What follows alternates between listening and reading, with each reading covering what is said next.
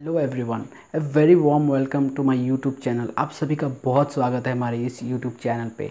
तो आज का जो वीडियो है ये एक स्पेशल एक्ट के बारे में बात करता है। ये बहुत ही एक इम्पॉर्टेंट एक्ट है, ट्रांसफ़र ऑफ प्रॉपर्टी एक्ट। ये एक ऐसा एक्ट है, इसका नॉलेज सिर्फ स्टूडेंट्स को ही नहीं, बाकी मैं मानता हूँ इसका जो नॉलेज है वो हर किसी के पास होना चाहिए। ये एक्ट के बारे में बहुत से एग्ज़ाम्स में पूछे जाते हैं, चाहे वो सीए का एग्ज़ाम हो, सीएस का एग्ज़ाम हो, एलएलबी हो, एलएलएम हो, जुडिशियरी एग्ज़ाम हो, कॉम्पिटिटिव एग्ज़ाम, तो बहुत सारे एग्ज़ाम्स में इस एक्ट्स के बारे में पूछा जाता है। तो ये एक्ट बहुत ही ज़्यादा इम्पोर्टेंट हो जाता है समझना।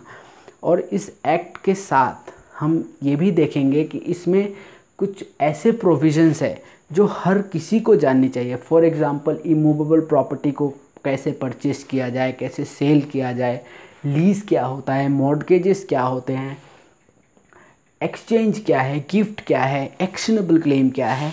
तो चलिए इस वीडियो को स्टार्ट करते हैं। तो ये जो एक्ट है इसको ट्रांसफ़र ऑफ प्रॉपर्टी एक्ट कहा जाता है। ये एक्ट कब आया था? This act has came into force in the year of 1882, came into force from the date of 1 July 1882। तो इसमें टोटल 137 सेक्शंस है, जिसे 8 चैप्टर्स में डिवाइड किया गया है। तो चलिए देखते हैं एक एक चैप्टर किस चीज़ के बारे में बात करता है। तो चैप्टर 1 जो है ये प्रिलिमिनरी है। ये सिर्फ एक्ट के बेसिक बताता है कि इस एक्ट में क्या है, एंड इसके साथ कुछ इम्पोर्टेंट टर्म्स को डिफाइन भी करता है, जैसे इमूवेबल प्रॉपर्टी, एटेस्टेट, इंस्ट्रूमेंट। ये सब बहुत ही इम्पोर्टेंट है, इसको बिना समझे हम इस एक्ट को नहीं समझ सकते। सेकंड जो चैप्टर है ये transfer of property bye act of the parties, ये बताता है। मतलब क्या, इसमें एक ट्रांसफ़र करने के लिए कुछ बेसिक प्रिंसिपल्स होते हैं। ये एक्ट जो पूरी तरह से अगर हम तभी समझ पाएंगे जब इसमें दिए गए, इस चैप्टर में दिए गए कुछ इंपॉर्टेंट प्रिंसिपल्स, कुछ इंपॉर्टेंट डॉक्ट्रिन्स को समझते हैं। इसी एक्ट में हमको ये भी जानने को मिलेगा कि किस प्रॉपर्टी को हम ट्रांसफ़र कर सकते हैं, किस प्रॉपर्टी को ट्रांसफ़र नहीं कर सकते। एक अनबॉर्न पर्सन जो अभी जिसका अभी जन्म ही नहीं हुआ है, तो उनके फेवर में हम कैसे ट्रांसफ़र कर सकते हैं। तो ये सब प्रोविजंस हमें चैप्टर 2 में जानने को मिलेंगे।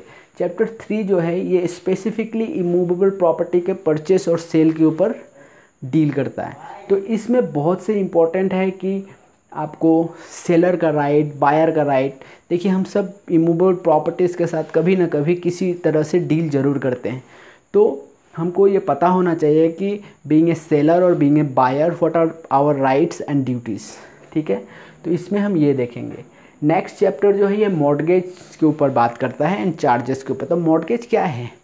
मॉर्गेज हम अक्सर ऐसे सुनते हैं कि बहुत से लोग अपने अचल संपत्ति यानी इमूवेबल प्रॉपर्टीज़ को गिरवी रख के इन रिटर्न पैसे लेते हैं, एंड धीरे धीरे उस पैसे को रीपे करने के बाद अपना संपत्ति वापस ले लेते हैं। तो इस प्रोसेस को मॉर्गेज कहा जाता है। तो हम जानते हैं कि मॉर्गेज मतलब मॉर्गेज, बट ऐसा नहीं है।